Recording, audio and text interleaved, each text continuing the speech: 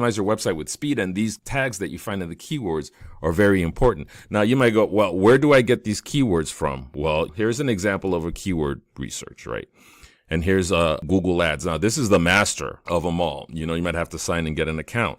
But let's say now I wanted to look for something locally. I could just go discover keywords here, and let's say I do social media assistant, and as you can see, I am going to search here, right? This is the keyword planner, and we're looking for a social media assistant. Now, you can see these are the searches for social media assistants, in the United States of America, right? This is United States of America. Now, this isn't really local, you would say, depending on what you're doing, depending on the kind of company you are.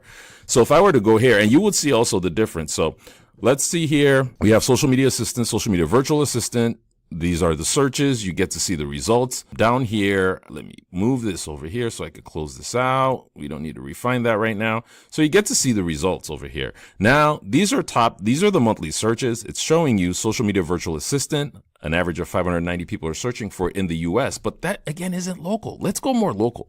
So if, let's say we wanted to go local, and I'm just going to say Cook County and Chicago here. So let's keep it Cook County and Chicago. Let's save. You will see how the data sort of changes. See, it's no longer 880, it's 20. Social media virtual assistant. The search has changed. Now it's 150 a month instead of 10,000. Now that's local.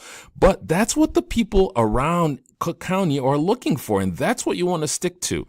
So if they're looking for a lot of these words, you want to sort of have these words: a virtual assistant social media manager, a virtual assistant social media packages. You want to have that on your website, right?